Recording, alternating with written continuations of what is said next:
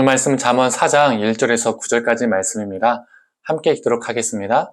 아들들아 아비의 훈계를 들으며 명철을 얻기에 주의하라. 내가 선한 도리를 너희에게 전하노니 내 법을 떠나지 말라. 나도 내 아버지에게 아들이었으며 내 어머니 보기에 유약한 외아들이었노라. 아버지가 내게 가르쳐 이르기를 내 말을 네 마음에 두라. 내 명령을 지키라. 그리하면 살리라. 지혜를 얻으며 명철을 얻으라. 내 입의 말을 잊지 말며 어기지 말라. 지혜를 버리지 말라. 그가 너를 보호하리라. 그를 사랑하라. 그가 너를 지키리라. 지혜가 제일이니 지혜를 얻으라. 네가 얻은 모든 것을 가지고 명철을 얻을지니라. 그를 높이라. 그리하면 그가 너를 높이 들리라. 만일 그를 품으면 그가 너를 영화롭게 하리라. 그가 아름다운 관을 네 머리에 두겠고 영화로운 면류관을 너에게 주리라 하셨느니라. 아멘. 아침 묵상을 들으시는 모든 성도님들에게 하나님의 지혜가 있기를 간절히 소망합니다. 사람은 자식들에게 무언가 물려주고 싶은 마음이 있습니다. 그래서 어떤 사람들은 돈을 물려주고 또 어떤 사람들은 또 집을 물려주는 경우도 있죠. 예전에 기사에서 봤는데 초등학생인데 심지어 어떤 아이들은 초등학생도 아닌데 미취학 아동입니다. 그런데 부모에게 또는 조부모에게 물려받아서 강남의 빌딩 몇 채가 자기 이름으로 있는 것을 이렇게 본 적이 있습니다. 그때 그 기사를 보고 상당히 놀랐습니다. 다른 세상에 사람들이었던 것처럼 느껴졌죠. 이렇게 사람은 일반적으로 자기 자녀에게 재산을 유산으로 물려주고 싶고 또 실제로 물려주죠. 그래서 유언도 하고요, 유서도 쓰기도 합니다. 그러나 오늘 본문을 보면 진정으로 우리가 다음 세대들에게, 내 자녀들에게 계승해줘야 할 것, 즉 유산으로 남겨줘야 할 것을 말해주고 있습니다. 그 유산이 무엇입니까? 오늘 본문 7절 전반부의 말씀입니다. 지혜가 제일이니. 그 유산은 바로 지혜입니다. 우리가 자손 대대로 물려줘야 할 최고의 유산은 재산이 아니라 지혜입니다. 왜 지혜가 최고의 유산이 될까요?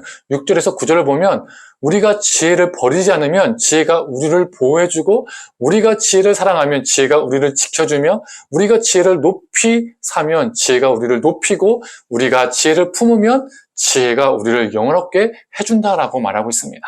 많은 사람들은 돈이 자신들을 보호해주고 지켜주고 높여주고 영화롭게 해준다라고 믿기 때문에 그 돈을 수단과 방법으로 가리지 않고 취하려 하고 또 그 재산을 자녀들에게 악착같이 물려주려고 합니다. 심지어 어떤 목사들은 교회도 물려주려고 하잖아요. 교회를 세습하잖아요. 내가 세운 교회, 남한테 주기 아까우니 자녀에게 물려주는 겁니다. 교회를 주의 몸으로 여기는 것이 아니라 교회를 자신의 개인의 것으로, 개인의 재산으로 여기는 것이죠. 교회를 사유화하는 것입니다. 그러나 재물이나 건물이 우리를 보호해주고 또 우리 자녀를 보호해주고 지켜주고 높여주고 영화롭게 해주는 것이 아니라 오늘 말씀은 지혜가 우리를 보호해주고 지켜주고 높여주고 영화롭게 해준다는 겁니다. 그래서 자녀에게 많은 재산을 하나라도 더 물려주기 위해서 온갖 방법을 사용하는 것보다 자녀에게 지혜로운 삶을 물려주기 위해서 신실하게 사는 것이 훨씬 더 중요합니다. 비교할 수 없을 정도로. 그렇다면 어떻게 자녀들에게 지혜라는 유산을 물려줄 수 있을까요? 유언을 한다고 해서 계승되는 것도 아니고 유서를 쓴다고 해서 물려지는 것도 아니잖아요. 지혜라는 것은. 돈을 물려주고 싶으면 돈은 자녀들의 계좌로 송금하면 됩니다. 그리고 합법적으로 세금 신고하면 되죠. 건물도 마찬가지입니다. 자녀의 이름으로 건물을 사주고요. 거기에 맞는 세금 신고를 하면 됩니다. 물론 이것도 꼼수를 서서 자녀들에게 유산으로 물려주는 경우도 있죠. 교회 세습도 마찬가지고요. 그런데 지혜는 송금하고 사고 팔고 계약서로 쓸 수 있는 게 아니잖아요. 이 지혜를 어떻게 자녀들에게 우리가 유산으로 남겨줄 수 있을까요? 우리가 지금까지 아침 묵상을 통해서 나눈 것은 여호와를 경외하는 것이 지혜의 근본이라고 했죠. 즉 부모된 자들이 여호와 하나님을 경외하는 것으로부터 시작되는 겁니다. 그 경외하는 삶을 자녀들에게 보여주는 것이죠. 자녀들이 그 삶을 보고 배우는 것입니다.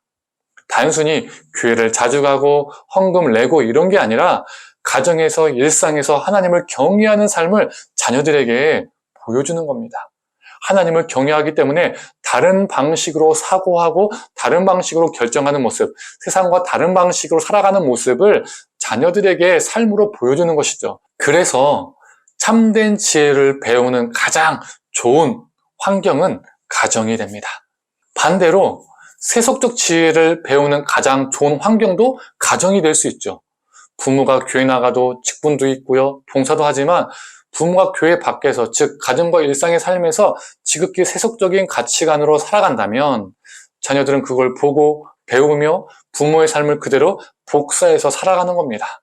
하나님의 지혜가 아니라 세속적 지혜를 유산으로 물려주는 것이죠. 성도님들, 우리가 자녀들에게 돈을 물려주고 건물을 물려주고 세상에 좋은 것 다 물려줬지만 만약 우리 자녀가 하나님과 상관없는 삶을 산다면 그것만큼 슬픈 것은 없습니다. 저와 성도님들 모두 하나님을 경외하는 삶을 살아감으로써 그 삶을 자녀들이 보고 배우기를 원합니다. 그래서 우리 자녀들도 하나님을 경외하고 그 경외함 속에서 하나님이 주시는 지혜를 얻는 우리 자녀들이 되기를 간절히 축원합니다. 함께 기도하겠습니다.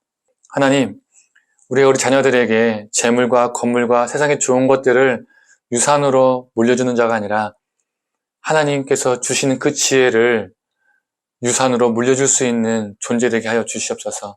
하나님을 경외하는 삶을 삶으로 물려주는 자 되게 하여 주시옵소서.